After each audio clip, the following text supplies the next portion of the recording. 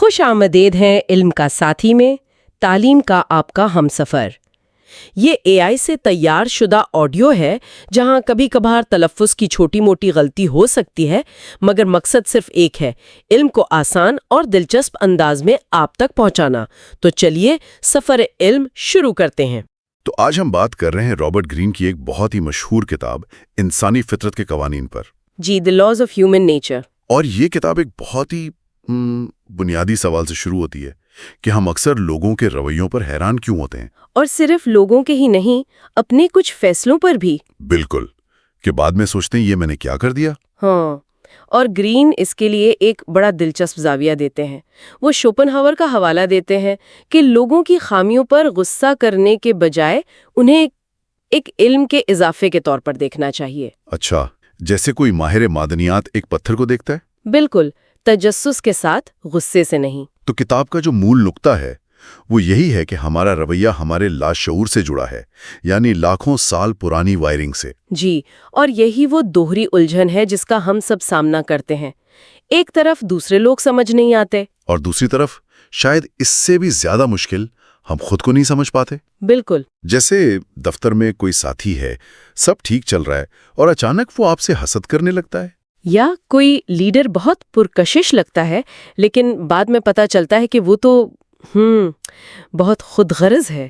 اور پھر ہم اپنے آپ کو دیکھتے ہیں، غصے میں کچھ کہہ دینا یا جانتے بوجھتے کسی غلط شخص کی طرف کھنچتے چلے جانا۔ کتاب میں اسے ہمارے اندر کا اجنبی کہا گیا ہے۔ یہ تو بڑی اچھی ترکیب ہے۔ جی، اور ہم اکثر سطحی وضاحتوں پر رک جاتے ہیں کہ وہ شخص برا ہے یا مجھ پر بس کچھ اثر ہو گیا تھا۔ لیکن اصل وجہ ہماری وہ گہری ارتقائی وائرنگ ہے۔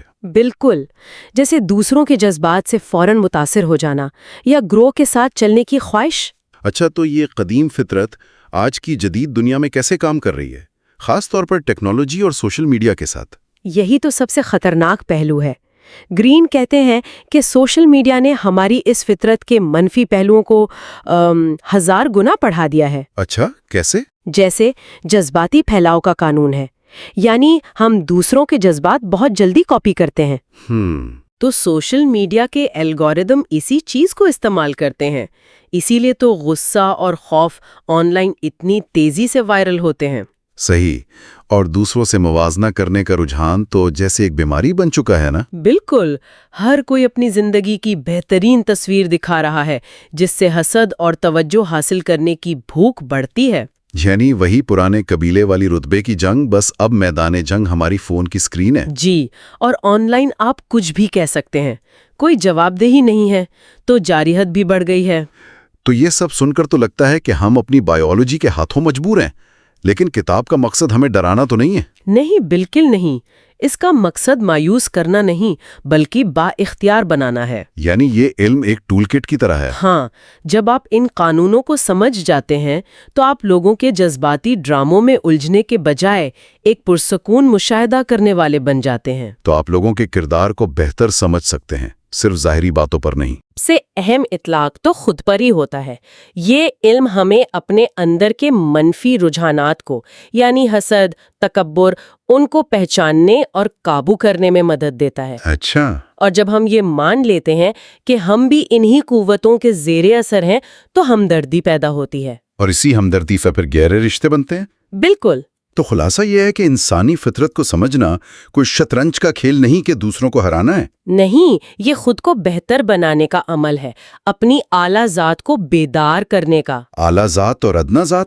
جی، ادنا ذات ہماری جذباتی حیوانی فطرت ہے، جبکہ اعلیٰ ذات ہماری سوچنے والی، باشعور اور حقیقی معنوں میں انسانی ذات ہے۔ تو یہیں ہم اپنے سننے والوں کے لیے ایک سوال چھوڑ جاتے ہیں۔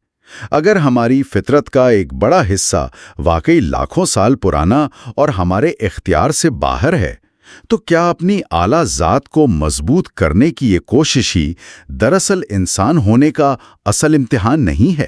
اگر پوڈ کاسٹ سنتے سنتے آپ کا دماغ ہاں یار یہ تو کمال کا کانٹینٹ ہے کہہ رہا ہے، تو بھائی پھر لائک ضرور کرو، شیئر کر دو دوستوں کے ساتھ، اور ہاں سبسکرائب کا بٹن دبانا مت بھولنا، ورنہ اگلی دفعہ یہ علم کا خزانہ مس بھی ہو سکتا ہے۔ تو آئیے پہلے حصے سے شروع کرتے ہیں۔ پہلا باب ہے اپنے جذباتی نفس پر عبور حاصل کریں، اور اس کا ذیلی عنوان ہے غیر معقولیت کا قانون۔ اس کا بنیادی خیال بہت سادہ لیکن گہرا ہے کہ ہم سوچتے ہیں کہ ہم اپنی زندگی کے ڈرائیونگ سیٹ پر بیٹھے ہیں، لیکن اصل میں ہمارے جذبات اسٹیئرنگ وہیل کو کنٹرول کر رہے ہوتے ہیں۔ بالکل۔ اور یہ جذبات ہمیں ہمیشہ سچائی کی طرف نہیں لے جاتے، وہ ہمیں ان خیالات کی طرف دھکیلتے ہیں جن سے ہمیں اچھا محسوس ہو، جو ہماری انا کو تسکین دیں۔ اس جذباتی کیفیت کا مقابلہ کرنے کی صلاحیت کو مواد میں عقلیت پسندی یعنی ریشنالٹی کہا گیا ہے۔ یہ کوئی پیدائشی صلاحیت نہیں بلکہ ایک ہنر ہے جسے سیکھنا پڑتا ہے۔ اور اسے سمجھانے کے لیے موان ہمیں قدیم یونان کے شہر ایتھنز میں لے جاتا ہے، ایک ایسے رہنما کے پاس جس کا نام پیریکلیس تھا۔ یہ کہانی واقعی کمال کی ہے۔ جی، یہ 432 قبل مسیح کا زمانہ ہے۔ ایتھنز اور اس کے حریف اسپارٹا کے درمیان کشیدگی عروج پر ہے۔ ایتھنز کی عوامی اسمبلی میں طوفان برپا ہے، لوگ غصے میں ہیں، جذباتی تقریریں ہو رہی ہیں۔ کچھ کہہ رہے ہیں ابھی اسپارٹا پر حملہ کر دو، دوسرے امن کی دہائیاں دے رہے ہیں۔ پورا ماحول گرم ہے۔ اور اس جذباتی ماحول میں پیریکلیس کھڑے ہوتے ہیں۔ وہ اس وقت کے لیڈروں سے بہت مختلف تھے۔ وہ اونچی آواز میں تقریریں کرنے یا لوگوں کے جذبات بھڑکانے کے بجائے ٹھوس حقائق اور لمبی سوچ پر یقین رکھتے تھے۔ ان کی وجہ سے ایتھنز نے خوشحالی کا ایک ایسا دور دیکھا تھا جو تاریخ میں مثال بن گیا۔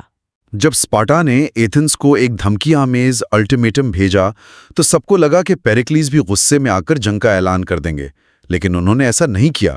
انہوں نے ایک ایسی جنگی حکمت عملی پیش کی جو کسی نے سوچی بھی نہیں تھی۔ ایک منٹ، تو انہوں نے کیا کہا؟ سب جنگ کے لیے چیخ رہے تھے اور وہ کیا کہہ رہے تھے؟ انہوں نے کہا ہم اسپارٹا سے زمین پر نہیں لڑیں گے کیونکہ وہ ہم سے بہتر جنگجو ہیں۔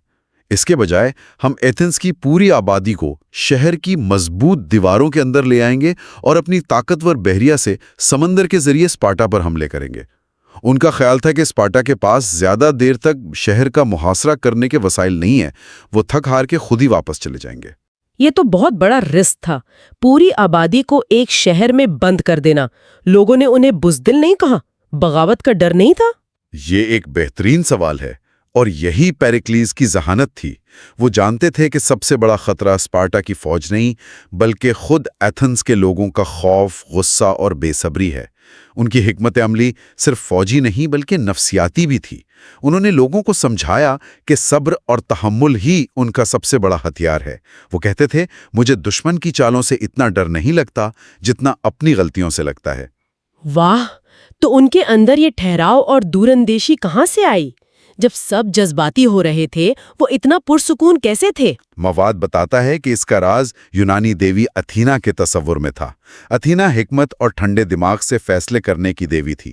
پیریکلیس نے اپنی پوری زندگی اتھینا کے اس اصول پر عمل کرنے کی کوشش کی۔ وہ کوئی بھی بڑا فیصلہ کرنے سے پہلے اسمبلی کے گرم ماحول سے خود کو الگ کر لیتے تھے اور کئی دن تنہائی میں اس کے ہر پہلو پر غور کرتے تھے۔ وہ اپنے جذبات کو فیصلے پر حاوی نہیں ہونے دیتے تھے۔ لیکن پھر کہانی میں ایک خوفناک موڑ آتا ہے۔ جی، جنگ کے دوسرے سال شہر کی دیواروں کے اندر بھیڑ کی وجہ سے طاعون کی وبا پھیل گئی۔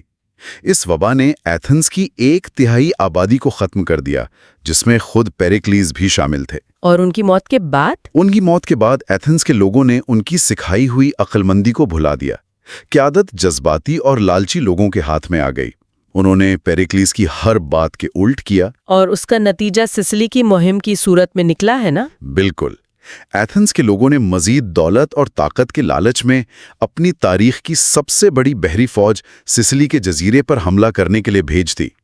یہ فیصلہ مکمل طور پر جذبات، لالچ اور تکبر پر مبنی تھا۔ ہر سمجھدار شخص نے انہیں روکا، لیکن وہ نہیں مانے۔ اس مہم کا نتیجہ مکمل تباہی تھا۔ ایتھنز کی پوری بحریہ اور فوج ختم ہو گئی، اور یہیں سے ایتھنز کی عظیم سلطنت کے خاتمے کا آغاز ہوا۔ کچھ دیر خاموشی کے بعد یہ سوچ کر ہی خوف آتا ہے، صرف ایک جذباتی فیصلہ اور صدیوں کی بنی سلطنت ختم۔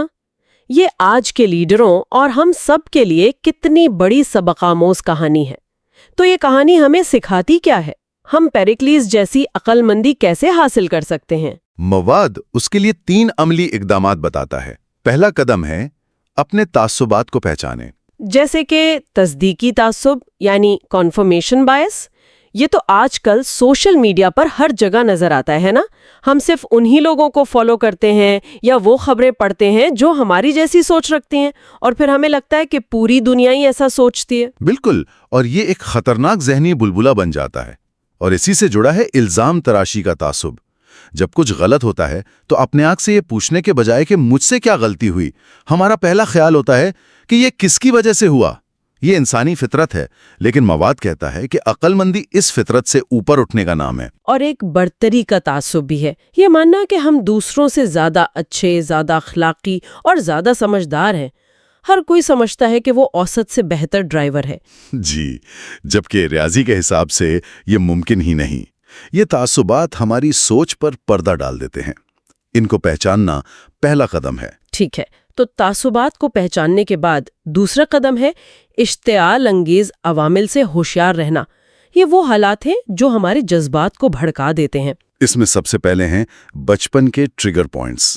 ماضی کے کچھ ایسے زخم جو آج بھی کسی خاص بات پر ہرے ہو جاتے ہیں اور ہم سے شدید جذباتی رد عمل کرواتے ہیں. پھر اچانک ملنے والی کوئی بڑی کامیابی یا ناکامی بھی ہمیں غیر متوازن کر دیتی ہے. اور دباؤ یعنی پریشر.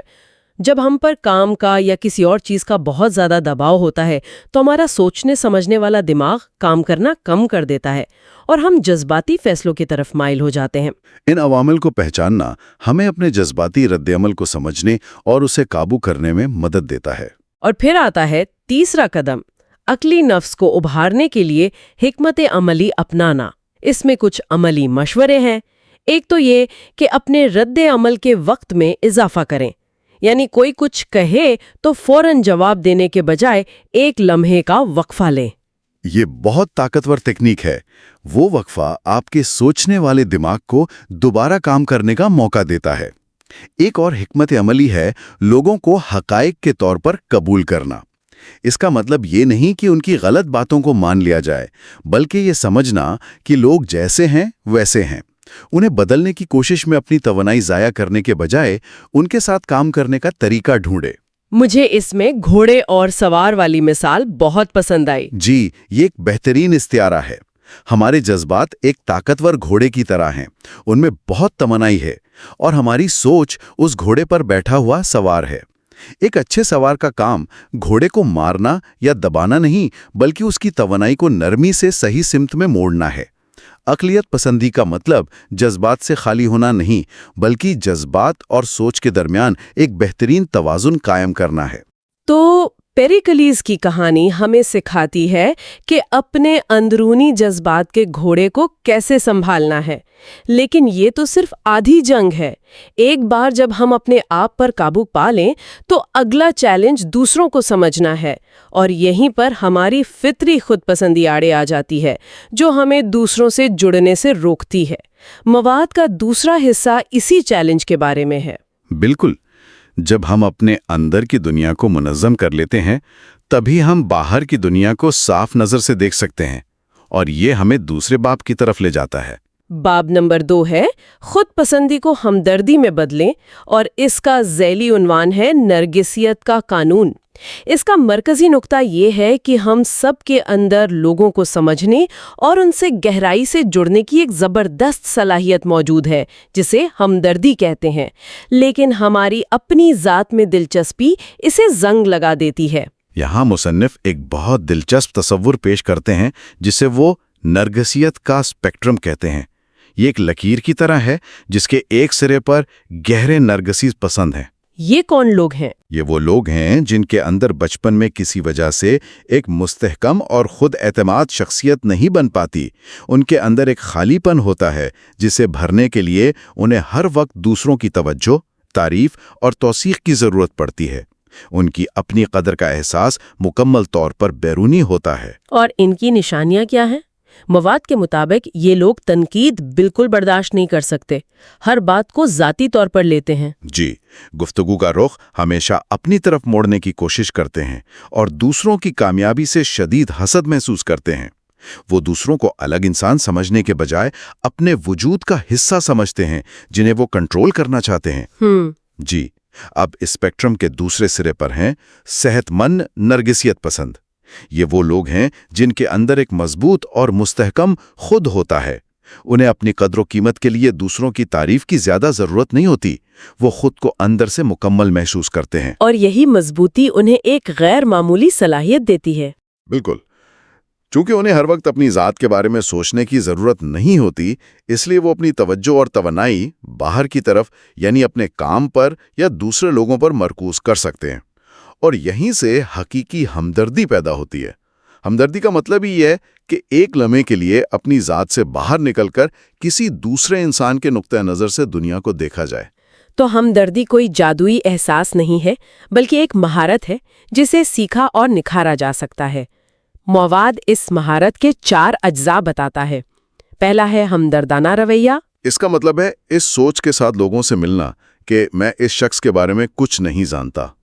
ہم اکثر لوگوں سے ملتے ہی ان کے بارے میں رائے قائم کر لیتے ہیں۔ یہ رویہ اس کے بالکل الٹ ہے۔ یہ ماننا کہ ہر انسان ایک غیر دریافت شدہ ملک کی طرح ہے جس کے اندر اپنی تاریخ، اپنے قانون اور اپنا کلچر ہے۔ ہمیں ایک سیاح کی طرح تجسس کے ساتھ اسے کھوجنا ہے۔ دوسرا جز ہے وجدانی ہمدردی۔ یہ تھوڑا زیادہ پراسرار ہے۔ یہ لوگوں کے الفاظ سے زیادہ ان کی باڈی لینگویج، ان کے لہجے کی تبدیلی اور ان کے چہرے کے تاثرات پر توجہ دینے کا نام ہے۔ کبھی کبھی کوئی شخص کہہ رہا ہوتا ہے میں ٹھیک ہوں، لیکن اس کی آنکھوں میں یا اس کے کندھوں کے جھکاؤ میں آپ کو ایک مختلف کہانی نظر آتی ہے۔ یہ ان غیر کہے ہوئے اشاروں کو محسوس کرنے کی صلاحیت ہے۔ تیسرا ہے تجزیاتی ہمدردی۔ یہ وجدانی ہمدردی سے بالکل مختلف لگتا ہے۔ ایک احساس پر مبنی ہے، دوسرا تجزیے پر۔ اور یہی اس کی خوبصورتی ہے، یہ دونوں مل کر کام کرتے ہیں۔ تجزیاتی ہمدردی کا مطلب ہے کسی شخص کے کردار کو سمجھنے کے لیے اس کے ماضی، اس کی اقدار، اس کے خاندان اور اس کے فیصلوں کے بارے میں جاننا۔ اس سے آپ کو سمجھ آتا ہے کہ کوئی شخص ویسا کیوں ہے جیسا وہ ہے، اس کی وجوہات کیا ہیں۔ اور چوتھا اور آخری جز ہے ہمدردی کی مہارت، یعنی پریکٹس۔ جی، یہ سب تھیوری تب تک بیکار ہے جب تک آپ اسے عملی زندگی میں استعمال نہ کریں۔ جتنے زیادہ مختلف لوگوں سے آپ ملیں گے، ان کی کہانیاں سنیں گے اور انہیں سمجھنے کی کوشش کریں گے، آپ کی یہ صلاحیت اتنی ہی تیز ہوتی جائے گی۔ ارنسٹ شیکلٹن کی وہ تو رونگٹے کھڑے کر دینے والی ہیں۔ بلا شبہ 1915 میں شیکلٹن اپنے جہاز اینڈیورنس اور 27 ساتھیوں کے ساتھ انٹارکٹیکا کی مہم پر تھے، لیکن ان کا جہاز بلف میں بری طرح پھنس گیا اور پھر ٹوٹ کر ڈوب گیا۔ وہ اور ان کے ساتھی دنیا کے سب سے ویران اور خطرناک حصے میں پھنسے ہوئے تھے۔ میں تصور بھی نہیں کر سکتی کہ ان پر کیا گزر رہی ہوگی۔ ہر طرف میلوں تک برف، کھانے پینے کا سامان ختم ہو رہا ہے اور بچنے کی کوئی امید نہیں۔ شیکلٹن ایک تجربہ کار مہم جو تھے، وہ جانتے تھے کہ ان کا سب سے بڑا دشمن موسم، بھوک یا ٹھنڈ نہیں ہے۔ سب سے بڑا خطرہ خود ان کے اپنے آدمیوں کے ذہن تھے۔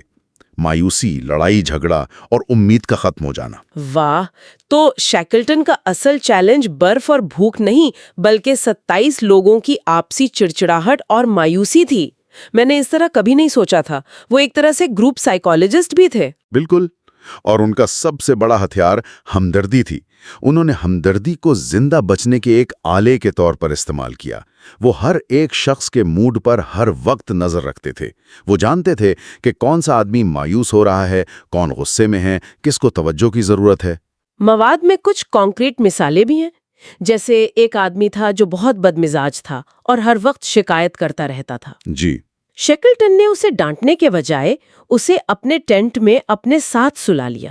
اس طرح وہ رات بھر اس سے باتیں کرتے، اسے مصروف رکھتے اور اس کی منفی سوچ کو باقی عملے تک پھیلنے سے روکتے۔ ایک اور آدمی تھا جو خود کو بہت اہم سمجھتا تھا۔ شیکلٹن اس سے ہر چھوٹے بڑے کام میں مشورہ لیتے تاکہ اس کی انا کو تسکین ملتی رہے۔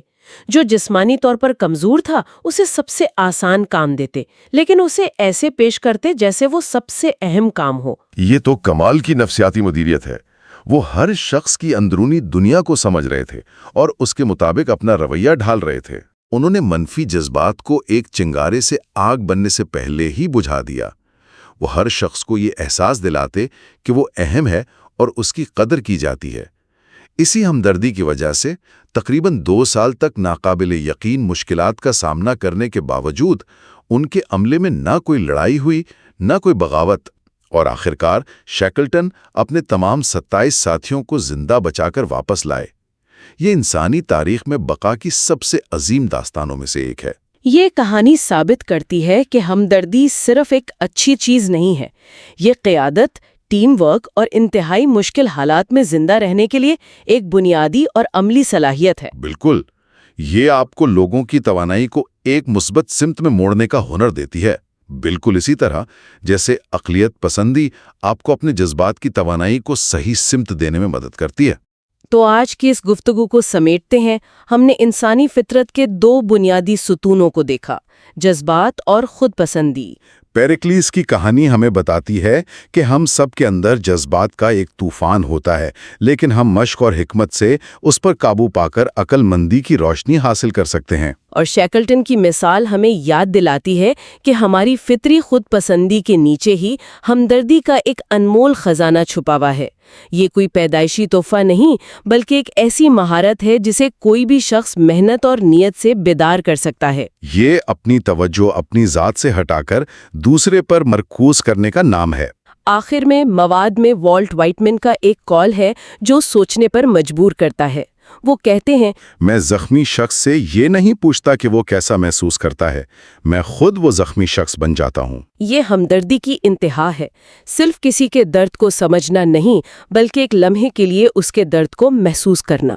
تو جاتے جاتے ہم اپنے سننے والوں کے لیے یہی سوال چھوڑے جاتے ہیں، اگر ہم اپنی روزمرہ کی زندگی میں، اپنے خاندان میں، اپنے کام کی جگہ پر صرف دوسروں کو سمجھنے یا ان کے بارے میں رائے قائم کرنے کے بجائے ایک لمحے کے لیے واقعی ان کی جگہ پر خود کو محسوس کرنے کی کوشش کریں، تو ہماری دنیا میں کیا تبدیلی آ سکتی ہے۔ باب نمبر 3، جس کا عنوان ہے لوگوں کے نقابوں کے پیچھے دیکھیں۔ اس کا بنیادی خیال یہ ہے کہ لوگ ہمیشہ ایک ماسک، ایک نقاب پہن کر رکھتے ہیں۔ اور یہ کوئی بری بات نہیں ہے۔ ہم سب معاشرے میں اپنا کردار نبھانے کے لیے ایک چہرہ اپناتے ہیں۔ ہم کام پر پروفیشنل نظر آنا چاہتے ہیں، دوستوں میں خوش مزاج۔ مسئلہ تب ہوتا ہے جب ہم اس نقاب کو ہی اصل چہرہ سمجھ بیٹھتے ہیں۔ یہ باب ہمیں سکھاتا ہے کہ اس نقاب کے پیچھے اصل انسان کے جذبات اور ارادوں کو کیسے پڑھا جائے۔ اور اس کی سب سے بہترین مثال 20ویں صدی کے مشہور ماہر نفسیات ملٹن ایرکسن کی کہانی ہے، جو مجھے بہت دلچسپ لگی۔ وہ پولیو کی وجہ سے تقریباً مکمل طور پر مفلوج ہو گئے تھے، صرف اپنی آنکھیں ہلا سکتے تھے۔ تصور کریں ایک نوجوان جو نہ بول سکتا ہے نہ ہل جل سکتا ہے، اس کے پاس کرنے کو کیا ہے؟ صرف ایک کام، مشاہدہ کرنا۔ ایرکسن نے اپنے گھر والوں کو، اپنی بہنوں کو، ڈاکٹروں کو بس دیکھنا شروع کیا، اور انہیں ایک حیران کن چیز نظر آئی۔ انہوں نے دیکھا کہ ان کی بہنیں جب کسی بات پر منہ سے ہاں کہتیں تو ان کا چہرہ، ان کی آنکھیں اور ان کے ہاتھ اکثر نہیں کہہ رہے ہوتے تھے۔ یعنی الفاظ اور جسمانی زبان میں ایک تضاد تھا۔ بالکل، اور یہیں سے ایرکسن کو احساس ہوا کہ انسانوں کی آپس میں بات چیت کی ایک دوسری، ایک پوشیدہ زبان بھی ہے، جسے ہم نان وربل کمیونیکیشن یا غیر زبانی اشارے کہتے ہیں۔ انہیں سمجھ آیا کہ یہ اشارے، جیسے بات کرتے ہوئے گردن کی رگوں کا پھڑکنا یا کسی کا بے صبری میں اپنے بالوں کو ایک خاص انداز سے ہٹانا، یہ لوگوں کے حقیقی جذبات کو ظاہر کرتے ہیں۔ الفاظ تو اکثر سچائی چھپانے کے لیے بھی استعمال ہوتے ہیں، لیکن جسم جھوٹ نہیں بولتا۔ یہ تو ایک سپر پاور حاصل کرنے جیسا ہے، لیکن انہوں نے اس علم کو استعمال کیسے کیا؟ انہوں نے اس میں مہارت حاصل کر لی۔ جب وہ ٹھیک ہو کر ایک ماہر نفسیات بنے تو وہ اپنے مریضوں کے الفاظ سے زیادہ ان کے جسمانی موجودگی پر توجہ دیتے تھے۔ وہ کسی کے چلنے کے انداز سے بتا دیتے تھے کہ اس میں اعتماد کی کمی ہے یا نہیں۔ ایک بہت مشہور واقعہ ایک تاجر کا جو شدید ذہنی دباؤ کا شکار تھا۔ ایرکسن نے دیکھا کہ وہ مسلسل اپنے ہاتھ مروڑتا رہتا ہے۔ انہوں نے اس کی اس بے چین توانائی کو الفاظ سے نہیں بلکہ ایک عمل سے ٹھیک کیا۔ انہوں نے اسے لکڑی کا ایک ٹکڑا دیا اور کہا، اسے رگڑو۔ اس سادہ سی سرگرمی نے اس کی ساری پریشانی کو ایک تعمیری کام میں بدل دیا۔ کمال ہے، یعنی مسئلے کی جڑ کو بغیر بولے سمجھ لیا۔ ان کی مشاہدے کی طاقت اتنی گہری تھی کہ ایک بار انہوں نے صرف کسی کے کپڑوں سے روئی کے چھوٹے چھوٹے ذرے ہٹانے کے انداز سے یہ پہچان لیا کہ وہ دراصل ایک مرد ہے جو عورت کے بیس میں ہے، کیونکہ وہ انداز مردانہ تھا۔ تو اس سب کا ہمارے لیے کیا سبق ہے؟ کہ ہم سب کو جاسوس بن جانا چاہیے؟ جاسوس نہیں لیکن زیادہ باخبر ضرور بننا چاہیے۔ مواد کہتا ہے کہ 65% سے زیادہ انسانی مواصلات غیر زبانی ہے، لیکن ہم اس کا صرف 5% ہی سمجھ پاتے ہیں۔ وجہ یہ ہے کہ ہم اپنے ہی خیالات اور باتوں میں اتنا گم رہتے ہیں کہ سامنے والے کے واضح اشاروں کو دیکھ ہی نہیں پاتے۔ تو اصل بات یہ نہیں کہ صرف لوگوں کی باڈی لینگویج دیکھیں، بلکہ یہ سمجھیں کہ ان کا نارمل کیا ہے اور پھر اس سے ہٹ کر جو ہو رہا ہے اسے پکڑیں۔ سچائی وہیں چھپی ہوتی ہے۔ آپ نے بالکل نچوڑ بیان کر دیا۔ اس باب میں 3 اہم باتیں ہیں۔ پہلی، مشاہدے کی مہارت کو تیز کرنا، یعنی یہ جاننا کہ کوئی شخص عام حالات میں کیسا ہوتا ہے تاکہ جب وہ دباؤ میں آئے تو آپ تبدیلی کو نوٹ کر سکیں۔ دوسری، کچھ بنیادی اشاروں کو سمجھنا، جیسے ایک حقیقی مسکراہٹ آنکھوں تک پہنچتی ہے جبکہ ایک جعلی مسکراہٹ صرف ہونٹوں پر رہ جاتی ہے۔ اور تیسری، یہ سمجھنا کہ ہم خود بھی ایک اداکار ہیں اور اپنے تاثر کو بہتر طریقے سے کیسے پیش کر سکتے ہیں۔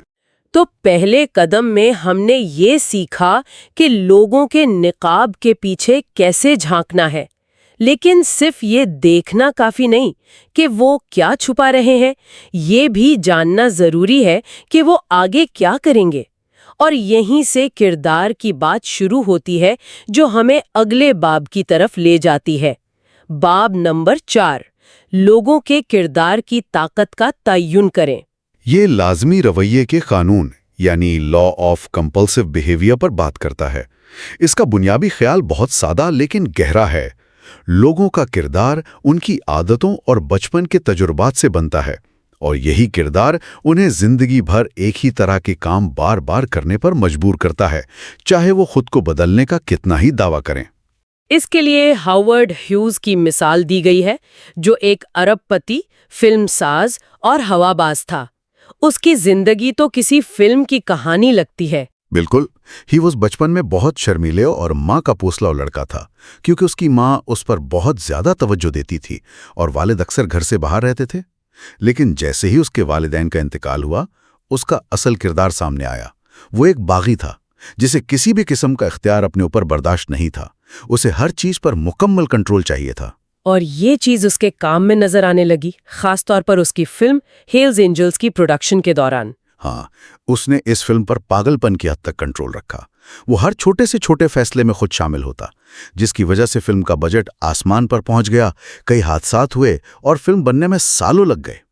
جب فلم کامیاب ہوئی تو اس نے کہا کہ میں نے سبق سیکھ لیا ہے، اب ایسا نہیں کروں گا۔ لیکن یہ صرف ایک پیٹرن کی شروعات تھی۔ یعنی یہ نمونہ بار بار دہرایا گیا؟ بار بار۔ دوسری جنگ عظیم کے دوران اسے امریکی فوج سے طیارے بنانے کے بہت بڑے ٹھیکے ملے۔ اس نے بہترین انجینئرز کو اکٹھا کیا، لیکن اس کی مائکرو مینجمنٹ اور کسی پر بھروسہ نہ کرنے کی عادت کی وجہ سے ایک بھی طیارہ وقت پر تیار نہیں ہوا۔ سارے ٹھیکے منسوخ ہو گئے۔ پھر اس نے فلم اسٹوڈیو آرکیو پکچرز خریدا اور وعدہ کیا کہ وہ اس کے کام میں مداخلت نہیں کرے گا، لیکن چند ہی مہینوں میں وہ ہر فلم، ہر اسکرپٹ، ہر اداکار کے معاملے میں دخل دینے لگا۔ نتیجہ، اسٹوڈیو تباہ ہو گیا۔ ایک منٹ، تو ہیوز نے ایک بار غلطی کی، 2 بار کی، لوگ یہاں تک کہ امریکی محکمہ دفاع پھر بھی اس پر بھروسہ کیوں کرتے رہے؟ یہ سمجھ سے باہر ہے۔ یہی تو اس باب کا مرکزی نقطہ ہے۔ ہم انسان لوگوں کے کردار کو پرکھنے میں بہت کمزور ہوتے ہیں۔ ہم کسی کی شہرت، اس کی دولت، اس کی ذہانت یا اس کے کرشمے سے اتنا متاثر ہو جاتے ہیں کہ ہم اس کے ماضی کے واضح پیٹرنز کو نظر انداز کر دیتے ہیں۔ ہم یہ ماننا چاہتے ہیں کہ لوگ بدل گئے ہوں گے، لیکن کردار بہت گہرائی میں ہوتا ہے۔ یہ جینیات، بچپن کے ماحول اور سالوں کی عادتوں سے بنتا ہے۔ اسے بدلنا تقریباً ناممکن ہے۔ تو پھر کسی کے کردار کو جانچنے کا صحیح طریقہ کیا ہے؟ مواد کے مطابق کسی کے الفاظ پر نہیں، بلکہ اس کے اعمال کے پیٹرن پر توجہ دیں۔ دیکھیں کہ وہ دباؤ یا بحران میں کیسا رد عمل دیتا ہے، اور سب سے اہم، دیکھیں کہ طاقت ملنے پر اس کا رویہ کیسا ہوتا ہے۔ ابراہیم لنکن کا ایک مشہور قول ہے، اگر آپ کسی انسان کے کردار کو جانچنا چاہتے ہیں تو اسے طاقت دے دیں۔ ہیوز کے پاس بے پناہ طاقت تھی، اور اس نے اس کا اصل کردار سب کے سامنے عیاں کر دیا۔ باب میں کچھ زہریلی اقسام کا بھی ذکر ہے جن سے ہمیں بچنا چاہیے۔ مجھے لگتا ہے ہم سب اپنی زندگی میں ان میں سے کسی نہ کسی سے ضرور ملے ہیں۔ ہاں، جیسے دی ہائپر پرفیکشنسٹ، جو ہر چیز کو کنٹرول کرنا چاہتا ہے، بالکل ہیوز کی طرح۔ پھر ہے دی ریلنٹلیس ریبل، جو ہر قسم کے اختیار سے نفرت کرتا ہے اور ہمیشہ اصول توڑے گا۔ اور ایک ہے دی ڈراما میگنیٹ، جس کی زندگی میں ہمیشہ کوئی نہ کوئی بحران یا ڈرامہ چلتا رہتا ہے۔ ان اقسام کو پہچاننا ہمیں مستقبل کی بہت سی پریشانیوں سے بچا سکتا ہے، کیونکہ یہ لوگ اپنے پیٹرن کو دہرانے پر مجبور ہوتے ہیں۔ کردار کو سمجھنا واقعی بہت ضروری ہے، خاص طور پر ان لوگوں سے بچنے کے لیے جو نقصان پہنچا سکتے ہیں۔ لیکن لوگوں کو اپنی طرف متوجہ کرنے کا کھیل، انہیں کسی چیز کی خواہش دلانے کا فن بالکل الگ ہے، اور یہ ہمیں ہمارے آخری باب کی طرف لے جاتا ہے۔ باب نمبر 5، خواہش کا ایک نایاب مقصد بنے۔ یہ لا آف کویٹسنس یعنی لا آف کویٹسنس کی بات کرتا ہے۔ اس کا اصول انسانی نفسیات کی ایک بنیادی سچائی پر مبنی ہے۔ ہم ہمیشہ وہ چیز چاہتے ہیں جو ہمارے پاس نہیں ہے۔ جو چیز آسانی سے دستیاب ہو، اس کی قدر کم ہو جاتی ہے، موجودگی دم گھٹتی ہے، جبکہ غیر موجودگی اور فاصلہ وہ دلچسپی کو بھڑکاتا ہے۔ یہ ایک عجیب انسانی خصلت ہے نا، جو چیز سامنے پڑی ہو اس کی کوئی قدر نہیں، اور جو پہنچ سے دور ہو وہی سب سے قیمتی لگتی ہے۔ اس کے لیے کوکو شنیل کی مثال دی گئی ہے، جو فیشن کی دنیا کی ایک آئیکن ہے۔ شنیل کی کہانی اس قانون کی بہترین مثال ہے۔ وہ ایک یتیم خانے میں پلی بڑھی، جہاں ہر چیز سادہ اور ایک جیسی تھی۔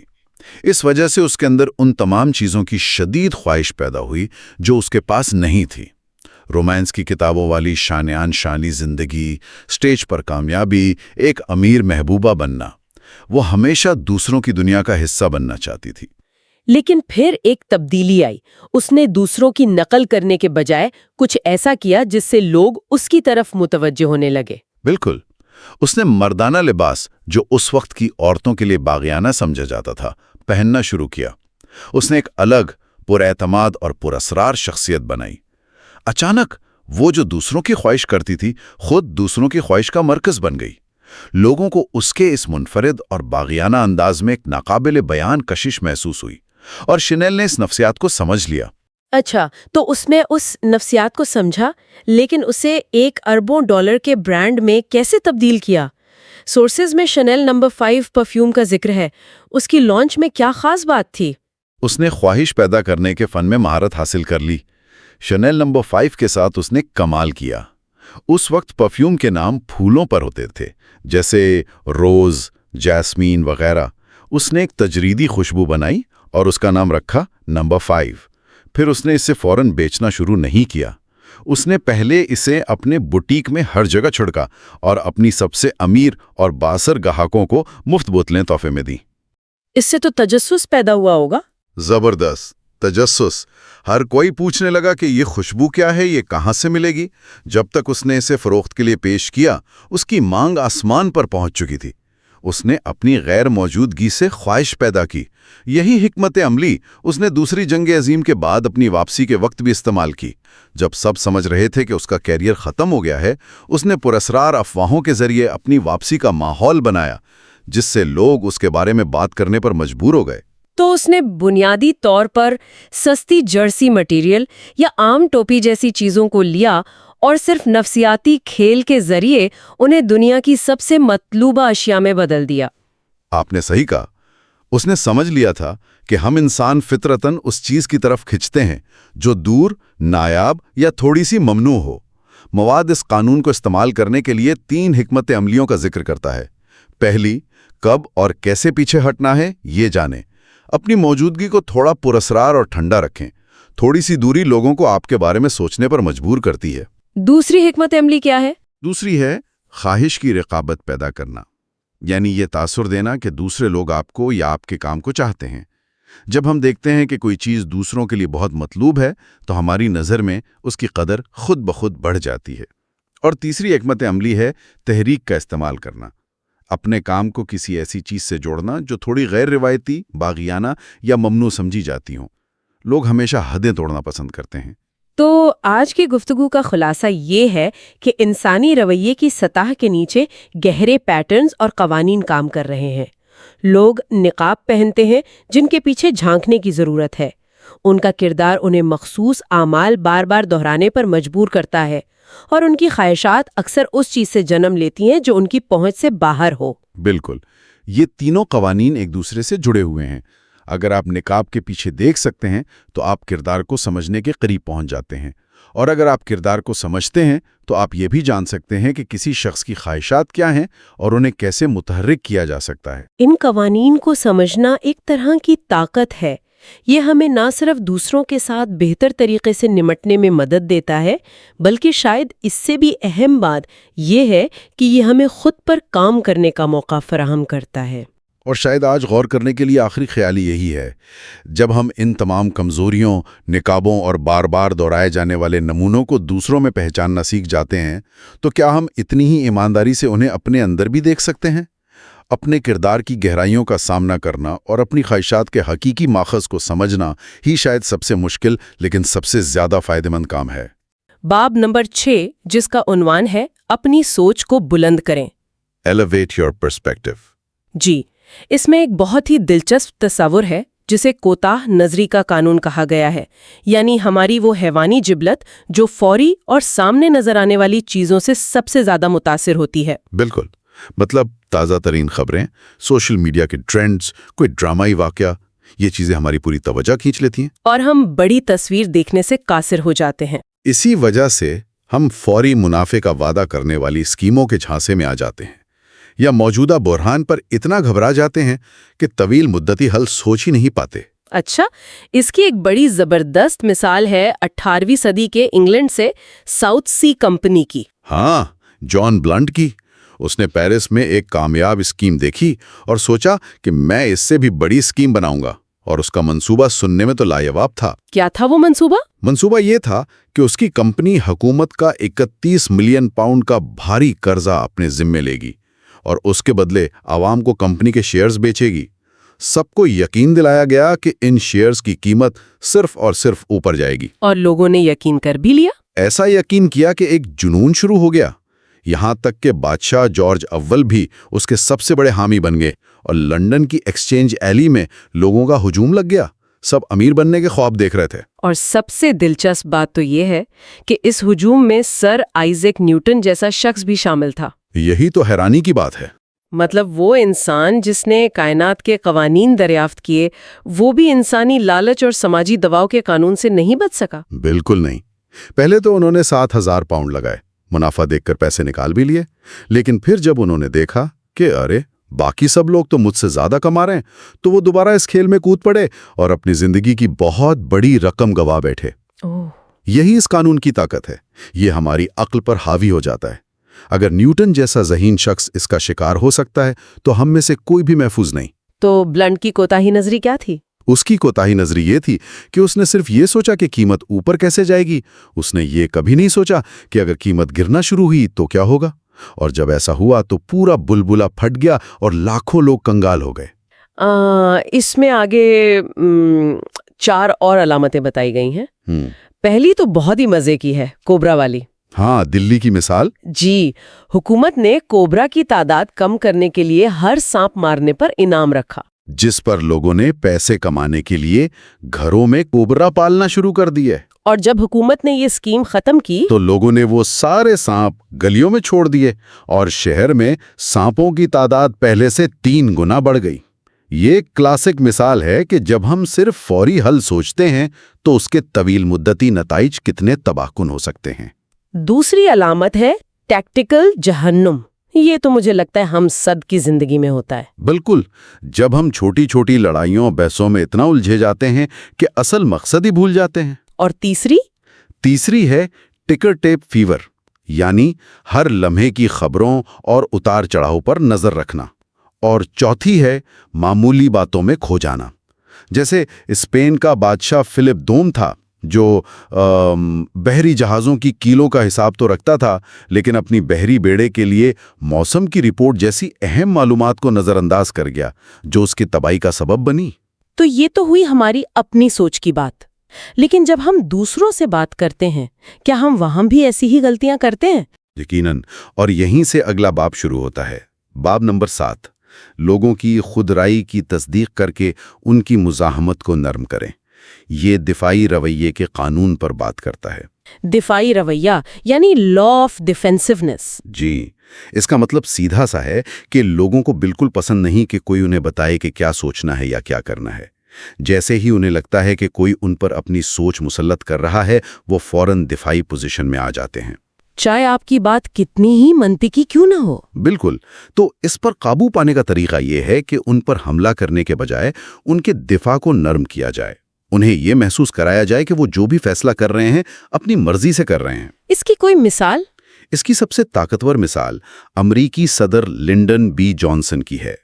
جب وہ پہلی بار سینیٹر بنے تو بہت مغرور تھے اور سب پر برا تاثر چھوڑا، لیکن پھر انہوں نے اپنی حکمت عملی مکمل طور پر بدل دی۔ کیا کیا انہوں نے؟ انہوں نے خود کو ایک ایسے جونیئر کے طور پر پیش کیا جو سیکھنے کا بھوکا ہے۔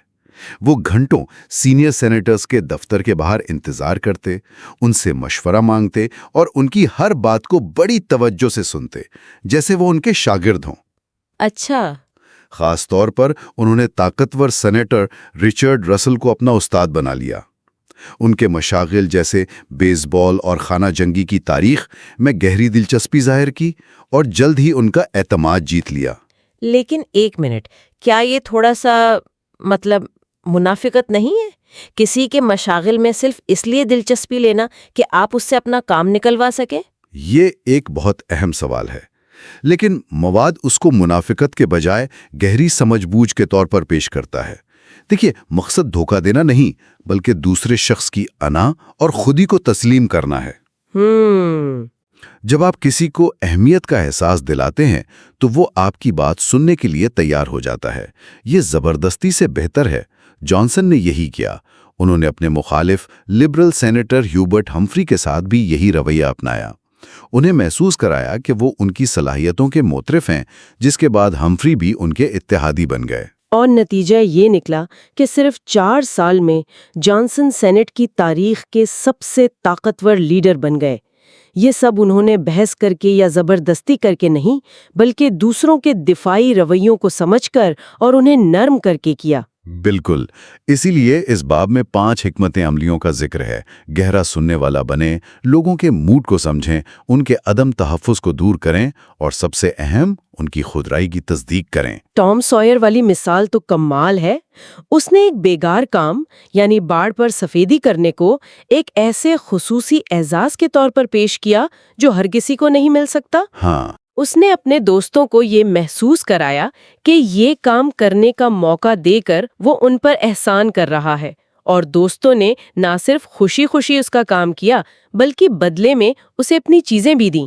یہ ظاہر کرتا ہے کہ انسان کی خود پسندی کتنی طاقتور ہے۔ اگر آپ اسے چیلنج کرنے کے بجائے اس کی تصدیق کریں تو آپ لوگوں کو وہ کام کرنے پر بھی راضی کر سکتے ہیں جو وہ کبھی نہ کرتے۔ تو ہم نے سوچ کی بات کی، پھر تعلقات کی، لیکن ان سب کی جڑ میں کیا ہے؟ ایسا لگتا ہے کہ یہ سب ہمارے بنیادی رویے پر منحصر ہے۔ بالکل ٹھیک، اور یہیں سے ہمارا آخری باب شروع ہوتا ہے۔ باب نمبر 8، اپنا رویہ بدل کر اپنے حالات بدلیں۔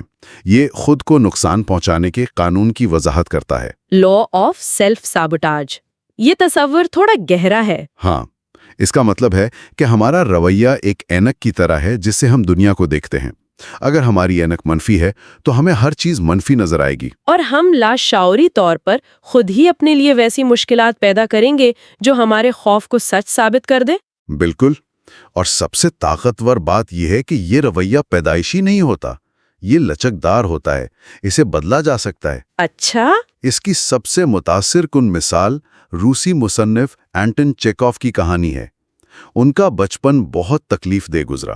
ان کے والد بہت ظالم تھے اور انہیں مارتے پیٹتے تھے، جس کی وجہ سے وہ خود کو بیکار اور کمتر سمجھتے تھے۔ ان کی زندگی کا اہم موڑ تب آیا جب 16 سال کی عمر میں ان کا پورا خاندان قرضوں سے بچنے کے لیے ماسکو بھاگ گیا اور انہیں پیچھے اکیلا چھوڑ دیا۔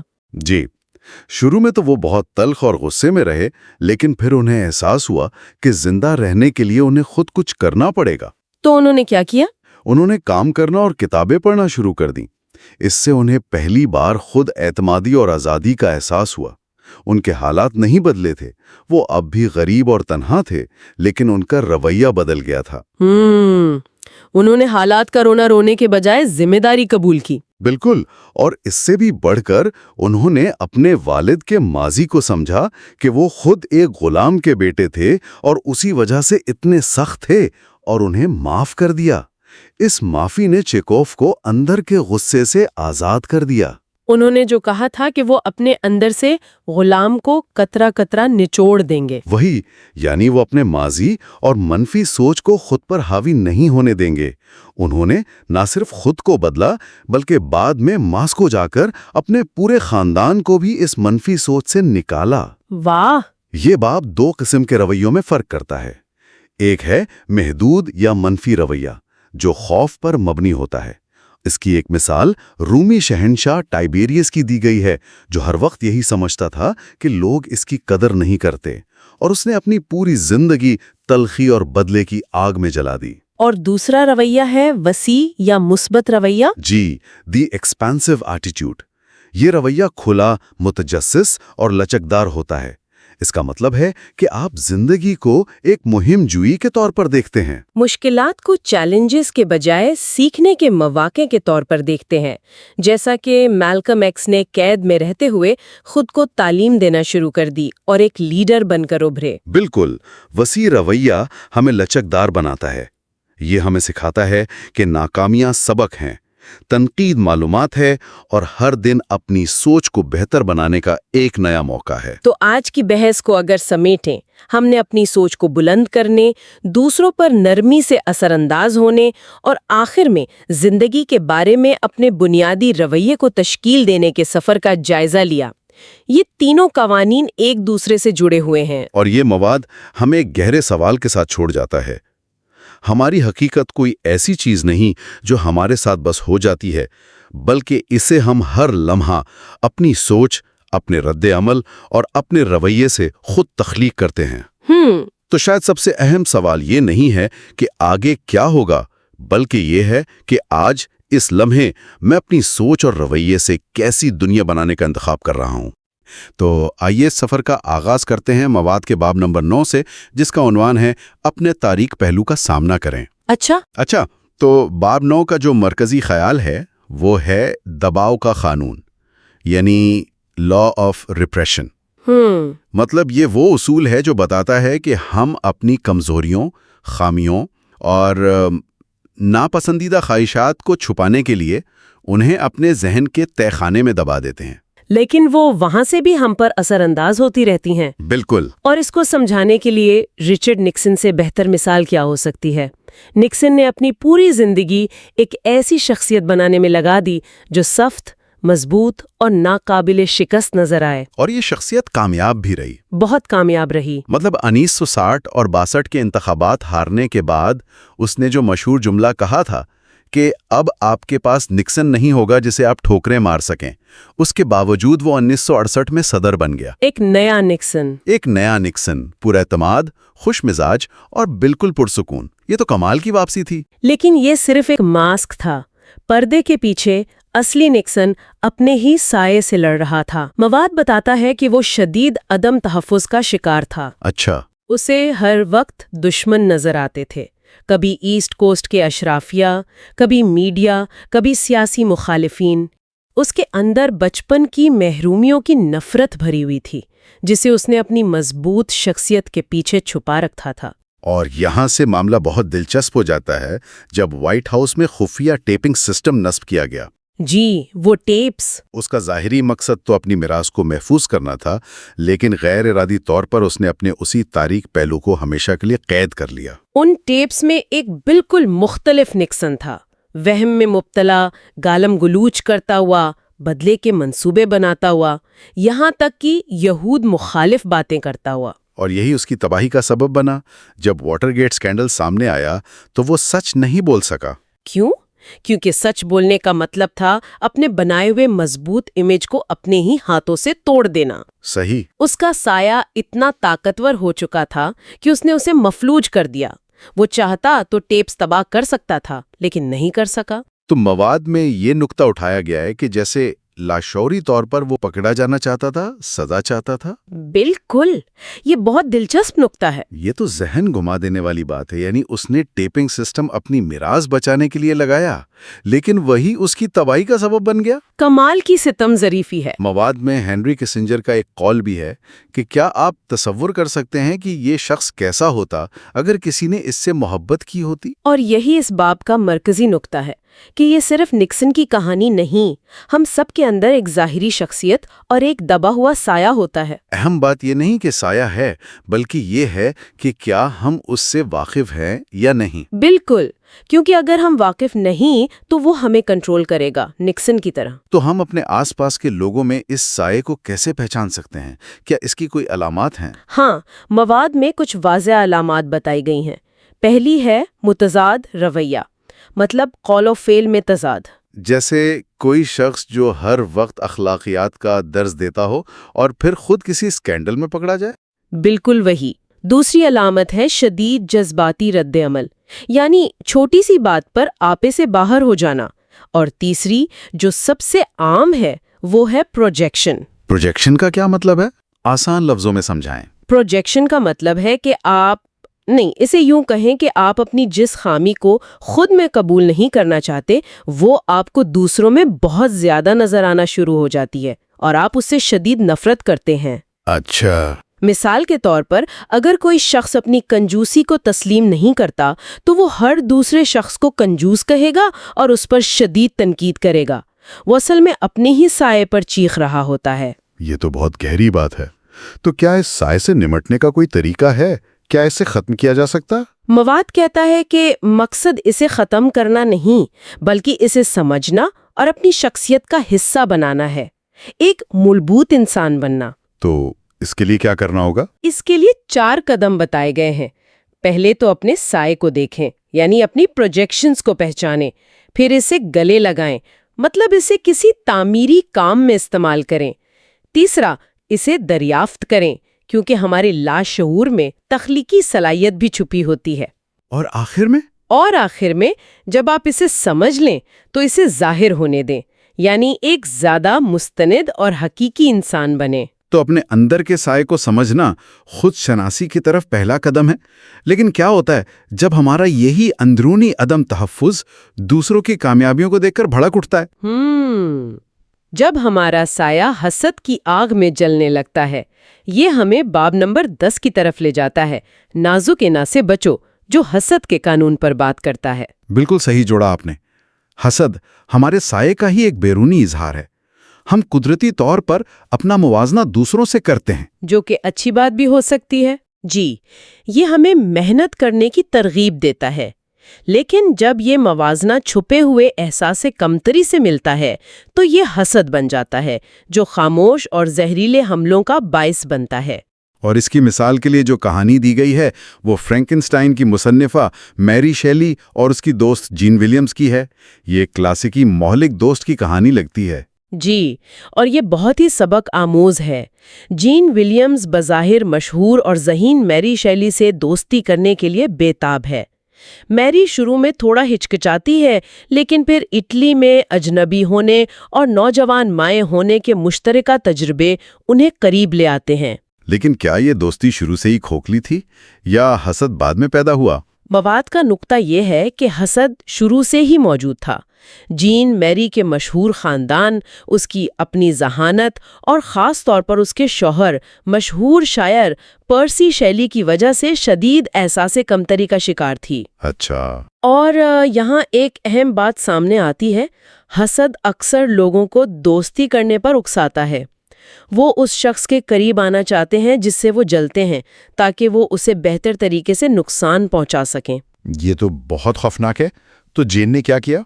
اس نے بہت ہی شاطرانہ کھیل کھیلا۔ اس نے پہلے پرسی شیلی کو اپنی طرف مائل کرنے کی کوشش کی، اس کی توجہ حاصل کی۔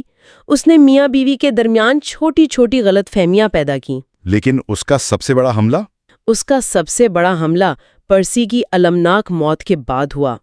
اس نے یہ افواہیں پھیلانا شروع کر دیں کہ میری اپنے شوہر کی موت کی ذمہ دار ہے، کہ وہ اس سے کبھی محبت ہی نہیں کرتی تھی۔ یعنی اس نے میری کے سائے کو ہی اس کے خلاف استعمال کیا، یہ کہہ کر کہ میری خود حاسد تھی۔ بالکل، اس نے میری کے دکھ کو اس کے خلاف ایک ہتھیار بنا لیا اور اس کے دوستوں کو بھی اس سے بدگمان کر دیا۔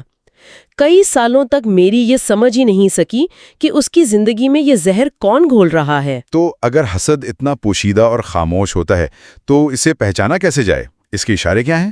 مواد میں کچھ بہت عملی اشارے دیے گئے ہیں، جیسے آپ کسی کو اپنی کوئی خوشخبری سنائیں اور ایک لمحے کے لیے اس کے چہرے پر مایوسی کی جھلک نظر آئے جو فوراً ہی جھوٹی مسکراہٹ میں بدل جائے، یا پھر زہریلی تعریف۔ زہریلی تعریف؟ اس کی کوئی مثال دیں؟ جیسے آپ اپنی نئی گاڑی کے بارے میں بتائیں اور وہ کہے، واہ تمہاری تنخواہ تو بہت اچھی ہوگی۔ اس نے گاڑی کی تعریف نہیں کی بلکہ اس کی قیمت پر طنز کیا ہے۔ سمجھ گیا۔ اس کے علاوہ مسلسل دوسروں کی پیٹھ پیچھے برائی کرنا بھی ایک علامت ہے، کیونکہ جو شخص آپ کے سامنے دوسروں کی برائی کرتا ہے وہ دوسروں کے سامنے آپ کی بھی کرتا ہوگا۔ یہ تو روزمرہ کی زندگی میں نظر آنے والی چیزیں ہیں۔ مواد میں حاسد لوگوں کی کچھ اقسام بھی بتائی گئی ہیں، ہے نا؟ جی، اور وہ بہت دلچسپ ہیں۔ ایک ہے برابری کرنے والا یا لیولر، جو خود اوپر جانے کے بجائے سب کو اپنے لیول پر نیچے لانا چاہتا ہے۔ پھر ہے حقدار سست یا سیلف انٹائٹل سلیکر، جو محنتی لوگوں سے جلتا ہے۔ ایک ہے چپکو یا اٹیچر، جو طاقتور لوگوں سے صرف اس لیے دوستی کرتا ہے تاکہ ان کے راز جان کر انہیں نقصان پہنچا سکے۔ یہ سب حسد کے مختلف چہرے ہیں۔ تو ہم نے دیکھا کہ ہمارا سایہ عدم تحفظ سے پیدا ہوتا ہے۔ جب یہی عدم تحفظ دوسروں کی کامیابی سے ٹکراتا ہے تو حسد بن جاتا ہے۔ جی، لیکن جب انسان اس احساس کمتری سے بچنے کے لیے خود کو حقیقت سے بھی بڑا سمجھنے لگے تو کیا ہوتا ہے؟ یہ ہمیں ہمارے آخری موضوع باب 11 اپنی حدود کو جانے کی طرف لاتا ہے، جو عظمت کے فریب کے قانون پر بات کرتا ہے۔ یہ ایک بہترین منتقلی ہے۔ عظمت کا فریب یا گرینڈیوسٹی دراصل حسد اور عدم تحفظ کے خلاف ایک دفاعی میکانزم ہے۔ جب انسان اپنی خامیوں کا سامنا نہیں کر پاتا تو وہ ایک خیالی دنیا بنا لیتا ہے جس میں وہ خود کو عقل کل اور سب سے بڑھتر سمجھنے لگتا ہے۔ اور اس فریب کا سب سے بڑا محرک اکثر کامیابی ہوتی ہے۔ بالکل، اور اس کی مثال کے طور پر ڈزنی کے سابق CEO مائیکل آئزنر کی کہانی بتائی گئی ہے، جو کسی فلم کی کہانی سے کم نہیں۔ اچھا۔ آئزنر پیراماؤنٹ پکچرز میں ایک ذہین اور کامیاب ایگزیکٹو تھا۔ اس کا فارمولا سادہ تھا، مضبوط آئیڈیاز اور کم بجٹ والی فلمیں۔ لیکن جیسے جیسے وہ کامیاب ہوتا گیا وہ دو چیزیں بھولنے لگا، ایک قسمت کا کردار اور دوسرا اپنے ساتھیوں کا کردار۔ وہ یہ ماننے لگا کہ یہ سب صرف اور صرف اس کی اپنی ذہانت کا کمال ہے۔ جی، یہ تو خطرے کی پہلی گھنٹی تھی۔ پھر 1984 میں وہ ڈزنی آیا، جو اس وقت ایک ڈوبتی ہوئی کمپنی تھی۔ آئزنر نے اسے بدل کر رکھ دیا۔ ہو فریمڈ راجر ریبٹ جیسی ہٹ فلمیں، پرانے کارٹونز کو ویڈیو پر جاری کرنا، ڈزنی کا سٹاک آسمان پر پہنچ گیا۔ اور یہیں سے اس کی انا قابو سے باہر ہونے لگی۔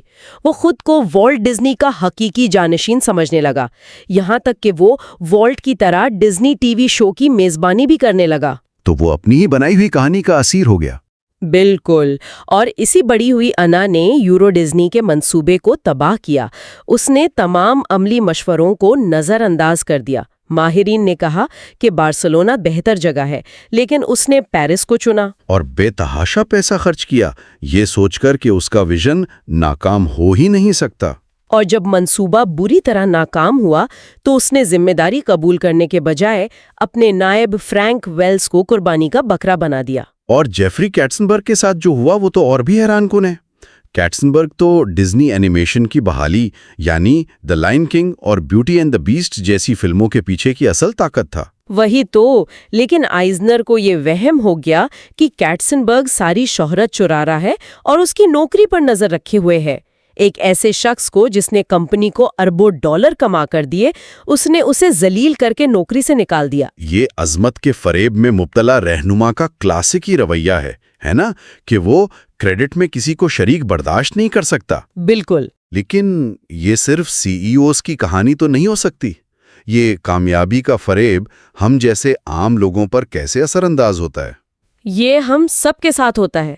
جب ہمیں تھوڑی سی کامیابی ملتی ہے تو ہم یہ بھولنے لگتے ہیں کہ اس میں دوسروں کی کتنی مدد اور حالات کا کتنا ساتھ شامل تھا۔ ہماری خود رائے پھول جاتی ہے۔ ہم تنقید سننا بند کر دیتے ہیں۔ اور سوشل میڈیا نے تو اس چیز کو اور بڑھا دیا ہے۔ بالکل، جہاں ہر کوئی اپنی زندگی کا ایک شاندار ورژن پیش کر رہا ہے، ہم سب اپنی چھوٹی چھوٹی کامیابیوں پر خیالی عظمت میں داخل ہو جاتے ہیں۔ تو اس کا حل کیا ہے؟ کیا کامیابی حاصل کرنا ہی غلط ہے؟ نہیں، حل کامیابی سے ڈرنا نہیں، بلکہ عملی عظمت یا پریکٹیکل گرینڈیوسٹی کو اپنانا ہے۔ اس کا مطلب ہے کہ اپنی توانائی کو خیالی دنیا بنانے کے بجائے حقیقی کام پر لگائیں۔ یعنی بڑے اہداف رکھیں لیکن ان کا حقیقت سے تعلق نہ ٹوٹنے دیں۔ بالکل، فیڈ بیک سنیں، خاص طور پر وہ جو آپ سننا نہیں چاہتے۔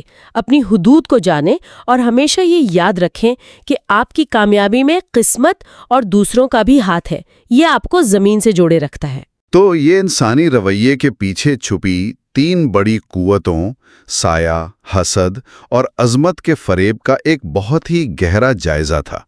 جب ہم ان تینوں کو ایک ساتھ دیکھتے ہیں تو ایک واضح تصویر بنتی ہے۔ بالکل، اور ان سب کو جو چیز جوڑتی ہے وہ ہے ایماندار خودآگاہی کی کمی۔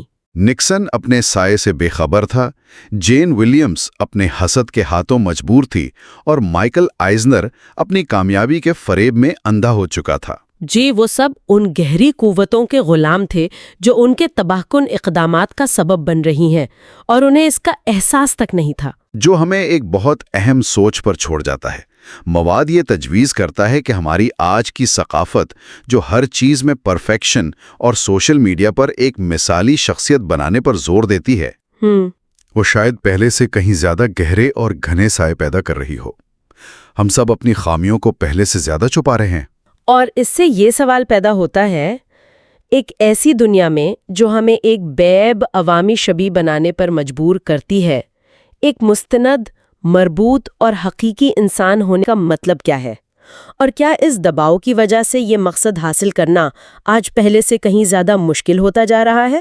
باب 12 ہے، جس کا عنوان ہے اپنے اندر کی مردانگی یا نسوانیت سے دوبارہ جڑیں۔ یہ عنوان ہی اپنے آپ میں بہت دلچسپ ہے۔ اس کا بنیادی خیال یہ ہے کہ ہم سب کی شخصیت میں مردانہ اور زنانہ دونوں طرح کی خصوصیات ہوتی ہیں، مطلب جاریت بھی اور نرمی بھی، منطق بھی اور جذبات بھی۔ لیکن معاشرہ ہمیں شروع سے ہی ایک خانے میں بند کر دیتا ہے نا؟ بالکل، مردوں سے کہا جاتا ہے کہ وہ سخت بنیں، روئیں نہیں، اور عورتوں سے توقع کی جاتی ہے کہ وہ نرم اور خیال رکھنے والی ہوں۔ اور اس دباؤ میں ہم اپنی شخصیت کا تقریباً آدھا حصہ دبا دیتے ہیں، جس سے ہماری سوچ محدود ہو جاتی ہے۔ جی، اور اسی خیال کو سمجھانے کے لیے مواد میں 15ویں صدی کی اٹلی کی ایک ناقابل یقین خاتون کیٹرینا سیفورزا کی مثال دی گئی ہے۔ وہ ملان کی ڈیوک کی بیٹی تھیں، لیکن ان کی پرورش عام لڑکیوں جیسی بالکل نہیں تھی۔ ایک منٹ، 15ویں صدی کے اٹلی میں ایک ڈیوک کی بیٹی کو تلوار بازی سکھائی جا رہی ہے؟ یہ تو بہت ہی غیر معمولی بات ہے۔ مواد اس کی کوئی وجہ بتاتا ہے؟ مطلب ان کے والد کی سوچ اتنی آگے کی کیوں تھی؟ یہ بہت اچھا سوال ہے۔ دراصل ان کے والد خود ایک بہت پیچیدہ شخصیت کے مالک تھے۔ وہ ایک بہادر جنگجو اور شاطر سفارتکار تھے، لیکن ساتھ ہی انہیں فیشن اور آرٹ سے بھی گہرا لگاؤ تھا۔ اچھا، تو یوں سمجھیں کہ وہ کیٹرینا میں اپنی ہی شخصیت کا عکس دیکھنا چاہتے تھے۔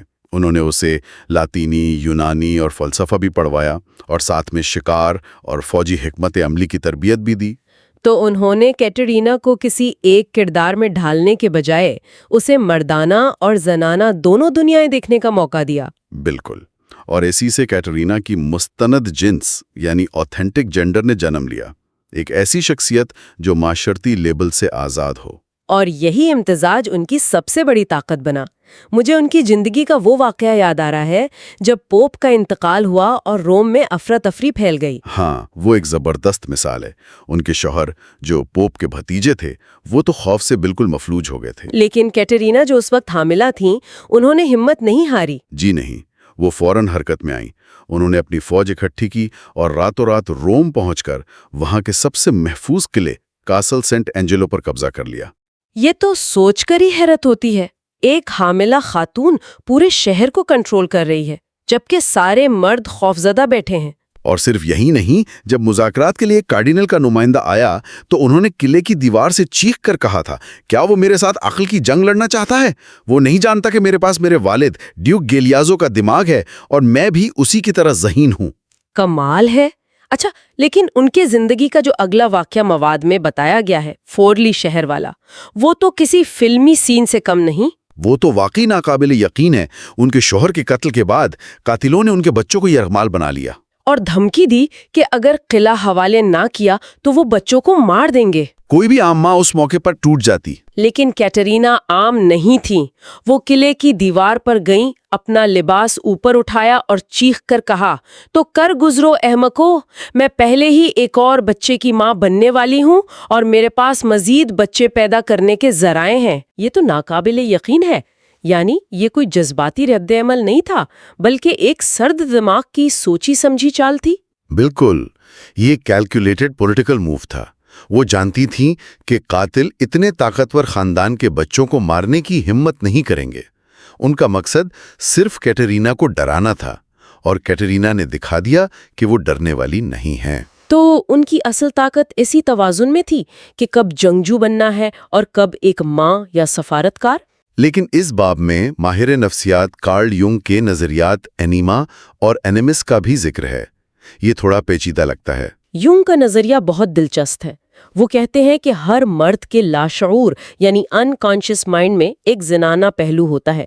اسے وہ اینیما کہتے ہیں. اور اسی طرح ہر عورت کے لاشعور میں ایک مردانہ پہلو ہوتا ہے جسے اینیمس کہا جاتا ہے. جی، یہ ہماری شخصیت کے وہ دبے ہوئے حصے ہیں. اچھا، تو کیا اس کا مطلب یہ ہے کہ جب ہم کسی کی محبت میں گرفتار ہوتے ہیں تو ہم دراصل اپنے اینیما یا اینیمس کو اس شخص پر پروجیکٹ کر رہے ہوتے ہیں؟ مطلب ہم اس میں وہ خوبیاں دیکھتے ہیں جن کی ہمارے اندر کمی ہے؟ زونگ کے مطابق اکثر ایسا ہی ہوتا ہے. یہی وجہ ہے کہ محبت اتنی شدید، غیر منطقی اور کبھی کبھی جنونی محسوس ہوتی ہے. ہم دراصل خود کو مکمل کرنے کی کوشش کر رہے ہوتے ہیں. تو اس باب کا نچوڑ یہ ہے کہ اصل طاقت کسی ایک کردار میں ماہر ہونے میں نہیں، بلکہ اس لچک میں ہے کہ آپ حالات کے مطابق کردار بدل سکیں. بالکل، اور اپنی شخصیت کے ان دبے ہوئے پہلوؤں کو اپنانے سے ہی ہم ایک مستند اور بھرپور زندگی گزار سکتے ہیں. کیٹرینا کی کہانی ہمیں بتاتی ہے کہ اندرونی توازن کتنا ضروری ہے، لیکن کیا صرف یہی کافی ہے؟ مواد کا اگلا حصہ یعنی باب 13 کہتا ہے کہ اس اندرونی طاقت کو استعمال کرنے کے لیے ایک بیرونی سمت یعنی ایک مقصد بھی چاہیے، اور اس کے لیے وہ مارٹن لوتھر کنگ جونیئر کی مثال دیتے ہیں. جی، اس باب کا عنوان ہے ایک مقصد کے احساس کے ساتھ آگے بڑھیں. اس کی دلیل یہ ہے کہ جانوروں کے پاس تو جبلت ہوتی ہے جو انہیں راستہ دکھاتی ہے، لیکن انسانوں کو اپنی زندگی کو سمت دینے کے لیے ایک مقصد خود تلاش کرنا پڑتا ہے، ورنہ ہم بھٹک جاتے ہیں. اور مارٹن لوتھر کنگ جونیئر کی ابتدائی زندگی اسی بھٹکاؤ کی ایک مثال ہے. وہ ایک خوشحال گھرانے سے تھے، لیکن ان کے والد کا ان پر پادری بننے کے لیے شدید دباؤ تھا. اور یہی کنگ کی اندرونی کشمکش تھی. وہ اپنے والد کی عزت کرتے تھے، لیکن ان کی اپنی طبیعت بالکل مختلف تھی. وہ زیادہ دنیاوی اور عملی سوچ رکھتے تھے. تو وہ کافی عرصے تک کوئی فیصلہ نہیں کر پائے. کبھی قانون پڑھنے کا سوچتے، کبھی ڈاکٹری کا. وہ اپنے والد کے راستے پر نہیں چلنا چاہتے تھے، لیکن ان کی مخالفت کی ہمت بھی نہیں تھی. آخرکار انہوں نے پادری بننے کا فیصلہ تو کر لیا، لیکن یہاں ایک اہم موڑ آیا. ان کے والد چاہتے تھے کہ وہ اٹلانٹا میں ان کے ساتھ کام کریں جہاں زندگی آسان تھی، لیکن ایک اندرونی آواز نے کنگ کو مونٹگمری الاباما جانے پر مجبور کیا، جو اس وقت نسل پرستی کا گڑھ تھا اور ایک بہت مشکل جگہ تھی. جی، اور یہی ان کے حقیقی مقصد کی طرف پہلا غیر شعوری قدم تھا. اور پھر مونگومری بس بائیکاٹ شروع ہو گیا. کنگ لیڈر بن گئے اور ان پر دباؤ بڑھتا گیا. انہیں جان سے مارنے کی دھمکیاں ملنے لگیں، گھر پر بم حملہ ہوا، انہیں گرفتار بھی کر لیا گیا. ایک رات وہ مکمل طور پر ٹوٹ گئے. جی، مواد میں اس رات کا ذکر بڑی تفصیل سے ہے. وہ اپنے کچن کی میز پر بیٹھے تھے اور انہیں لگا کہ اب ان میں مزید ہمت نہیں ہے. وہ تحریک چھوڑنے کا سوچ رہے تھے، اور اسی لمحے انہیں اپنے اندر سے ایک بہت واضح آواز سنائی دی. وہ آواز کیا تھی؟ آواز نے کہا، مارٹن لوتھر، نیکی کے لیے کھڑے ہو جاؤ، انصاف کے لیے کھڑے ہو جاؤ، اور میں دنیا کے آخر تک تمہارے ساتھ رہوں گا. اور اس تجربے نے ان کے سارے خوف اور شکوک و شبہات ختم کر دیے. بالکل، انہیں ایک ایسا غیر متزلزل مقصد مل گیا جو موت کے خوف سے بھی بڑا تھا. اس واقعے نے انہیں بدل کر رکھ دیا. وہ ایک عام ڈرے ہوئے پادری سے ایک بے باک اور نڈر لیڈر بن گئے. ان کی حکمت عملی بھی بدل گئی، جیسے برمنگھم مہم میں بچوں کو احتجاج میں شامل کرنے کا فیصلہ۔ یہ ایک بہت متنازع قدم تھا، لیکن کنگ جانتے تھے کہ قومی ضمیر کو جھنجھوڑنے کے لیے ایک بحران پیدا کرنا ضروری ہے۔ ان کی کہانی یہی بتاتی ہے کہ جب انسان کو زندگی کا حقیقی مقصد مل جاتا ہے تو اس کی شخصیت کے تمام بکھرے ہوئے حصے ایک نقطے پر جمع ہو جاتے ہیں اور اسے بے پناہ توانائی ملتی ہے، اور یہ مقصد ہمیشہ اندر سے آتا ہے، باہر سے تھوپا نہیں جا سکتا۔ مواد میں کچھ جھوٹے مقاصد یعنی فالس پرپزز کا بھی ذکر ہے، جن کے پیچھے بھاگ کر لوگ اپنی زندگیاں ضائع کر دیتے ہیں۔ ہاں، جیسے صرف لذت یا خوشی کا حصول، یا کسی گروہ یا نظریے کی اندھی تقلید، یا پھر صرف پیسہ اور کامیابی کا جنون۔ اور ہم سب نے ایسے لوگ دیکھے ہیں جو سب کچھ حاصل کرنے کے بعد بھی اندر سے خالی محسوس کرتے ہیں۔ مواد یہی کہہ رہا ہے کہ ایسا اس لیے ہوتا ہے کیونکہ یہ مقصد ان کا اپنا نہیں تھا، بلکہ معاشرے نے ان پر تھوپا تھا۔ بالکل، حقیقی مقصد وہ ہوتا ہے جو ہماری اپنی منفرد صلاحیتوں اور دلچسپیوں سے جڑا ہو اور ہمیں اپنی ذات سے کچھ بڑا کرنے کی تحریک دے۔ تو آج کی اس گفتگو کا خلاصہ یہ ہے کہ ایک بھرپور اور مستند زندگی کے دو ستون ہیں۔ پہلا، کیٹرینا سفورزا کی طرح اپنی شخصیت کے تمام پہلوؤں کو قبول کرنا تاکہ ہم اندرونی طور پر متوازن بن سکیں۔ اور دوسرا، مارٹن لوتھر کنگ جونیئر کی طرح زندگی میں ایک ایسا حقیقی مقصد تلاش کرنا جو ہمیں سمت دے اور ہماری تمام توانائیوں کو ایک نقطے پر مرکوز کر دے۔ اندرونی توازن اور بیرونی مقصد، یہ دونوں مل کر ہی ایک طاقتور زندگی بناتے ہیں۔ بالکل۔ اور جاتے جاتے سامعین کے لیے ایک سوچ چھوڑ جاتے ہیں۔ مواد میں ایک جگہ کہا گیا ہے کہ جنسوں کے درمیان جو بیرونی کشیدگی ہے وہ اکثر ہمارے اپنے اندرونی تضادات کا ہی عکس ہوتی ہے۔ یہ ایک بہت گہرا نقطہ ہے۔ تو سوال یہ پیدا ہوتا ہے کہ کیا یہ ممکن ہے کہ اگر ہم انفرادی سطح پر اپنے اندر کی مردانہ اور زنانہ خصوصیات میں ہم آہنگی پیدا کر لیں تو شاید یہی دنیا میں موجود صنفی تناؤ کو کم کرنے کی جانب پہلا حقیقی قدم ہو؟ باب نمبر 15، لوگوں کو اپنا پیروکار بنائیں۔ اس کا جو مرکزی خیال ہے وہ ہے عدم استقامت کا قانون۔ مطلب انسانوں کا اپنے لیڈرز کے ساتھ ایک لو ہیٹ کا رشتہ ہوتا ہے۔ ہاں، ہمیں رہنمائی چاہیے لیکن ہمیں حکم سننا پسند نہیں۔ ایک کامیاب لیڈر وہ ہے جو اس نازک توازن کو سنبھال سکے۔ اور اس کی بہترین مثال ہے ملکہ الزبتھ اول۔ جب وہ 25 سال کی عمر میں تخت پر بیٹھیں تو انگلینڈ ایک جہاز کی طرح تھا جو طوفان میں گھرا ہو، خزانہ خالی، ملک مذہبی لڑائیوں میں بٹا ہوا، ہر طرف غیر یقینی صورتحال۔ جی، اور کسی کو یہاں تک کہ ان کے اپنے سب سے قریبی وزیر ولیم سیسل کو بھی ان سے کوئی خاص امید نہیں تھی۔ اچھا؟ ان کا خیال تھا کہ اصل حکومت تو ہم مرد ہی چلائیں گے، ملکہ کی جلدی کسی سے شادی کروا دیں گے اور بس معاملہ ختم۔ یعنی ان کے اپنے وزیر بھی انہیں سنجیدگی سے نہیں لے رہے تھے، وہ انہیں صرف ایک مہرے کے طور پر دیکھ رہے تھے۔ بالکل، اور یہی ان سب کی سب سے بڑی غلط فہمی تھی۔ الزبتھ نے سب کو غلط ثابت کیا، انہوں نے دن رات ایک کر دیا، ہر میٹنگ میں موجود ہوتی، ملک کے مالی حساب کتاب کو خود سمجھتی، اور یورپ کی تمام بڑی زبانیں سیکھ کر خارجہ پالیسی کے معاملات براہ راست اپنے ہاتھ میں لے لیے۔ اور شادی کا معاملہ، وہ تو کمال تھا۔ ہاں، انہوں نے شادی کے معاملے کو اپنی سب سے بڑی طاقت بنا لیا۔ برسوں تک وہ یورپ کے شہزادوں کو امید دلاتی رہیں، انہیں ایک دوسرے کے خلاف استعمال کرتی رہیں، لیکن شادی کسی سے نہیں کی۔ اور اسی دوران انہوں نے یہ کنواری ملکہ کا ایک امیج بنایا جو کسی مرد سے نہیں بلکہ اپنی رعایا سے بیاہی ہوئی ہے۔ یہ تو ایک شاندار سیاسی حکمت عملی تھی نا۔ ہاں بالکل، انہوں نے لوگوں کے اس تضاد کو سمجھ لیا تھا کہ انہیں ایک مضبوط حکمران بھی چاہیے اور وہ کسی بادشاہ کے زیر تسلط بھی نہیں رہنا چاہتے۔ یہی تو اصل نقطہ ہے۔ ان کا اختیار ان کے شاہی خون کی وجہ سے نہیں تھا، بلکہ انہوں نے اسے کمایا تھا۔ اپنی تاج پوشی کے جلوس میں انہوں نے شاہی پروٹوکول توڑ کر عام لوگوں سے بات چیت کی۔ جی، ان کے تحفے قبول کیے اور ان سے ایک تعلق قائم کیا۔ انہوں نے خود کو ایک فرد کے طور پر نہیں بلکہ انگلینڈ کی علامت کے طور پر پیش کیا۔ تو اس طرح ان کا اختیار ذاتی نہیں بلکہ اجتماعی لگا، اور لوگوں نے اسے خوشی سے قبول کیا۔ یہ سب سننے میں تو بہت متاثر کن لگتا ہے، لیکن ان کا اپنی کزن میری کوئین آف اسکاٹس کو سزائے موت دینا، کیا وہ واقعی ملک کی بھلائی کے لیے تھا یا اپنی طاقت کو محفوظ کرنے کا ایک بے رحمانہ طریقہ؟ کیونکہ اس فیصلے میں انہوں نے برسوں کی ہچکچاہٹ دکھائی تھی۔ یہ ایک بہت اہم سوال ہے اور یہی چیز ان کی قیادت کی پیچیدگی کو ظاہر کرتی ہے۔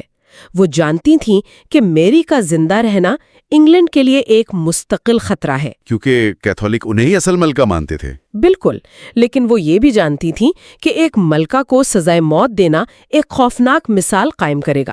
ان کی ہچکچاہٹ ان کی انسانیت کو ظاہر کرتی ہے، لیکن آخر میں انہوں نے جو فیصلہ کیا اس نے یہ ثابت کیا کہ ان کے نزدیک انگلینڈ کی سلامتی ذاتی رشتوں سے بڑھ کر ہے۔ جی، اور یہی وہ سختی تھی جس نے ان کی عزت کو مزید بڑھایا۔ اور پھر ہسپانی ارماڈا کی شکست نے تو ان کی میراث پر مہر لگا دی۔ ہاں، اسپین کے بادشاہ فلپ دوم نے بھی وہی غلطی کی جو ان کے وزیروں نے کی تھی۔ انہوں نے الزبتھ کو ایک کمزور عورت سمجھا، اور الزبتھ نے انہیں دکھایا کہ وہ ایک بہترین حکمت عملی ساز ہیں۔ انہوں نے بڑے بھاری ہسپانی جہازوں کے مقابلے میں چھوٹے تیز رفتار جہازوں کا بیڑا تیار کیا، جو انگریزی سمندروں کے لیے بہترین تھا۔ اس فتح نے نہ صرف انگلینڈ کو بچایا بلکہ الزبتھ کو تاریخ کے عظیم ترین رہنماؤں میں سے ایک بنا دیا۔ تو سبق یہ ہے کہ حقیقی اختیار حکم چلانے سے نہیں بلکہ لوگوں کے دل و دماغ جیتنے سے حاصل ہوتا ہے۔ بالکل۔ الزبتھ نے تو اختیار کو کھلے عام بنایا اور استعمال کیا، لیکن کیا ہوتا ہے جب کوئی اپنی طاقت اور جارحیت کو ایک مہذب، شائستہ اور مذہبی چہرے کے پیچھے چھپا لے؟ یہ ہمیں انسانی فطرت کے ایک بالکل مختلف اور شاید زیادہ تاریک پہلو کی طرف لے جاتا ہے، جو ہمیں جان ڈی راکفیلر کی کہانی میں ملتا ہے۔ اگلا باب ہے شاطر جارحیت پسند۔ یہ ان لوگوں کی کہانی ہے جو مسکرا کر وار کرتے ہیں۔ راکفیلر کی کہانی 18 سال کی عمر میں ایک خاموش، محنتی اور بہت مذہبی کلرک کے طور پر شروع ہوتی ہے۔ اور ان کے بزنس پارٹنر مورس کلارک ایک تجربہ کار تاجر تھے۔ جی، اور انہیں لگا کہ وہ اس نوجوان کو آسانی سے اپنی انگلیوں پر نچا سکتے ہیں، لیکن وہ راکفیلر کی خاموشی کے پیچھے چھپی بے پناہ خواہش اور صبر کو نہیں دیکھ سکے۔ یہ تو شطرنج کی بازی لگ رہی ہے نا، جہاں راکفیلر 10 چالیں آگے کا سوچ رہے تھے۔ ہاں، وہ خاموشی سے انتظار کر رہے تھے کہ کلارک خود ہی کوئی غلطی کرے، اور کلارک نے وہی کیا۔ دھمکیوں والا معاملہ۔ بالکل۔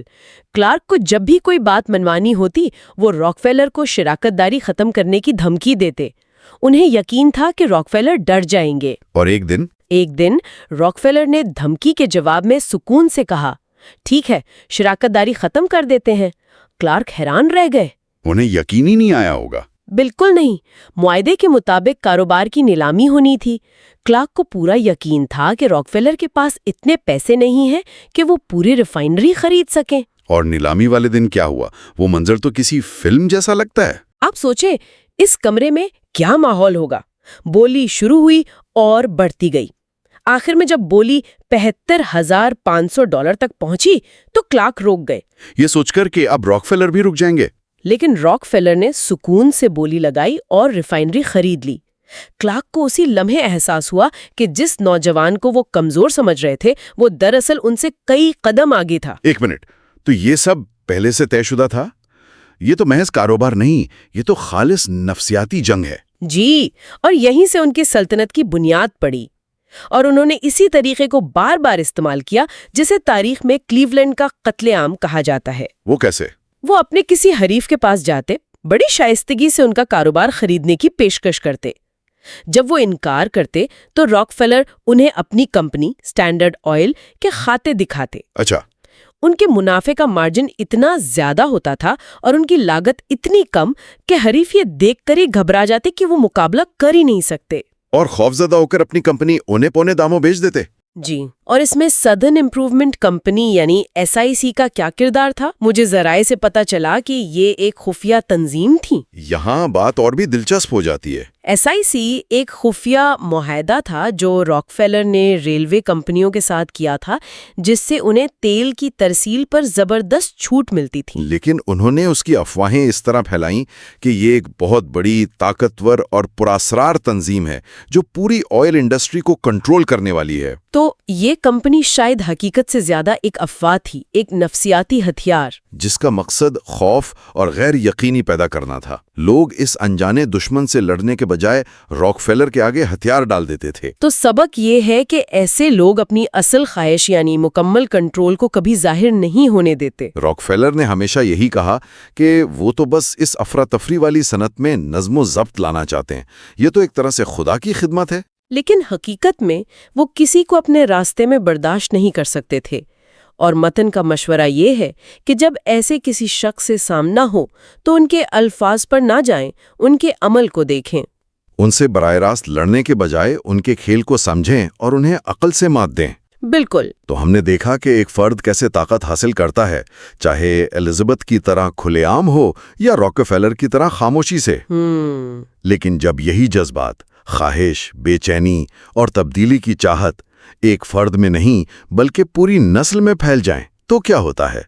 इसका जवाब हमें इनकलाब फ्रांस की कहानी में मिलता है। हमारा अगला बाब है बाब नंबर 17, तारीखी लम्हे से फायदा उठाएं। ये बाब इस नजरिए पर मबनी है जिसे नस्ली कोताही नजरिया का कानून कहा गया है। इसका मतलब है कि हर नस्ल का दुनिया को देखने का अपना एक खास जाविया होता है जो पिछली नस्ल से बिल्कुल मुख्तलिफ होता है। यानी हर नस्ल अपना एक चश्मा पहने होती है जिससे दुनिया मुख्तलिफ नजर आती है। जैसे हमारे वालिदैन सोशल मीडिया को जिस तरह देखते हैं और हम जिस तरह देखते हैं, उसमें ज़मीन आसमान का फ़र्क है। बिल्कुल। और इसी को मतन में ज़ाइतगाइस्ट या वक्त की रूह कहा गया है। ये हवा में फैली एक सोच होती है, एक एहसास जो उस दौर की हर चीज़ पर असरअंदाज होता है। और इनकलाब फ्रांस की कहानी में दो किरदार इसकी बेहतरीन मिसाल हैं। जी, एक तरफ बादशाह लुई शाज़दहम हैं जो पुरानी दुनिया में जी रहे थे। उनके लिए बादशाहत खुदा का बनाया हुआ निज़ाम था जो हमेशा से था और हमेशा रहेगा। तो जब मुल्क में बेचैनी बढ़ रही थी, किसान भूखे मर रहे थे और दानिश्वर नए ख्यालात फैला रहे थे, तो वो इन सबको सिर्फ चंद शरपसंदों की कारस्तानी समझ रहे थे। वो उस तब्दीली की गहराई को देख ही नहीं पा रहे थे। वो नहीं देख पा रहे थे क्योंकि वो अपनी नस्ल के चश्मे से देख रहे थे। और दूसरी तरफ जॉर्ज जैक दांतोन थे, एक नौजवान वकील जो इस नई रूह को महसूस कर सकता था। मथन में एक दिलचस्प वाकया है कि जब दांतोन 15 साल के थे तो वो बादशाह लुई की ताजपोशी देखने गए।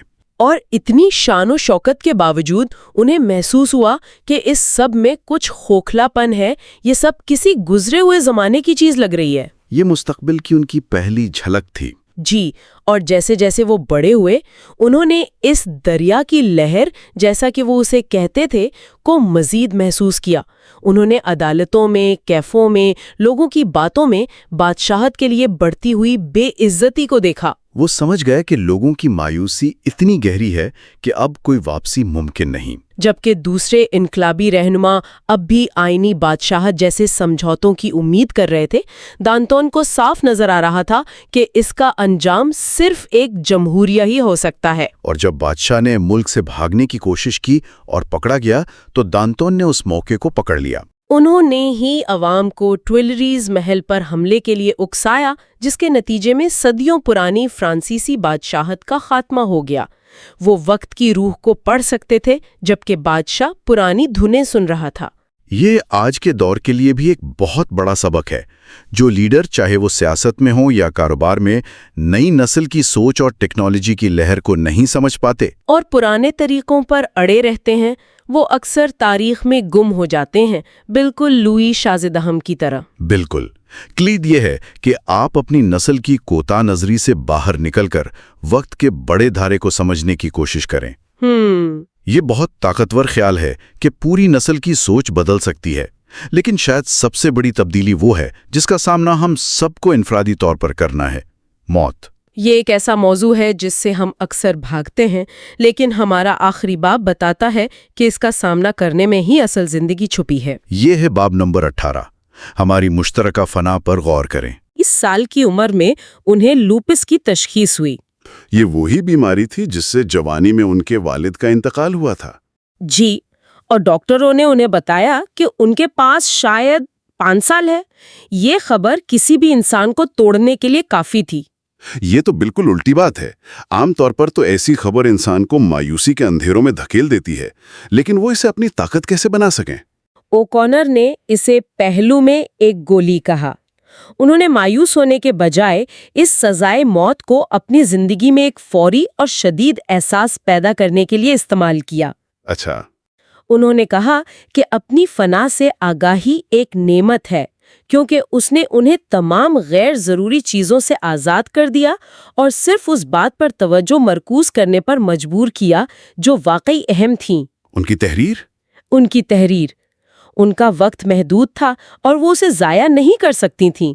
उन्होंने ये भी महसूस किया कि मौत का यह एहसास उन्हें बाकी तमाम इंसानियत से जोड़ता है। बिल्कुल, क्योंकि यही वो वाहिद तकदीर है जिसमें हम सब शरीक हैं, चाहे हम अमीर हों या गरीब, कामयाब हों या नाकाम।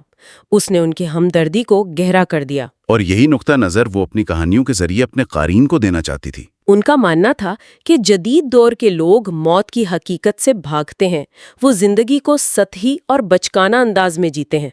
उनकी कहानियां अक्सर अजीब, परेशान कुन और पुरतशद्दुद होती थीं। ये कहानियां उनके क़ारीन के लिए पहलू में एक गोली की तरह थीं। जी, जिनका मकसद उन्हें झुंझोड़ना और जिंदगी की तल्ख हकीकतों का सामना करवाना था। यहाँ तक कि उनकी ज़ाती ज़िंदगी में भी जब उन्हें यकतरफा मोहब्बत जैसी तकलीफ का सामना करना पड़ा तो उन्होंने इस दर्द को भी अपने फ़न में ढाल लिया। वो 39 साल की उम्र में अपनी मौत तक लिखती रहीं और जिंदगी और तख्लीकी सलाहियतों का हर खतरा निचोड़ लिया। मतन इसे मुतज़ाद मौत का असर कहता है। जी, जब हम मौत के ख्याल से भागते हैं तो हम ज़्यादा परेशान और खौफजदा रहते हैं, हमारी जिंदगियां महदूद हो जाती हैं। लेकिन जब हम इस हकीकत को कबूल कर लेते हैं कि हमारा वक्त महदूद है तो हम ज़्यादा जिंदा, ज़्यादा बहादुर और ज़्यादा बामकसद महसूस करते हैं। ये हमें छोटी छोटी बातों से ऊपर उठाकर बड़ी तस्वीर देखने पर मजबूर करता है। तो इस सारी गुफ्तगू का निचोड़ क्या है? हमने क़यादत की नफ्सियात से लेकर जारहत के छुपे हुए चेहरों तक, नस्ली तब्दीलियों की लहरों से लेकर मौत के साथ अपने ताल्लुक तक का सफ़र किया। ये चारों मौज़ूआत बज़ाहिर अलग अलग हैं, लेकिन इन सब की जड़ इंसानी फितरत की गहरी समझ में है। बिल्कुल। ये कहानियां सुनने के बाद हम ये सोचने पर मजबूर हो जाते हैं कि हमारी अपनी जिंदगियों में ये कानून कैसे काम कर रहे हैं।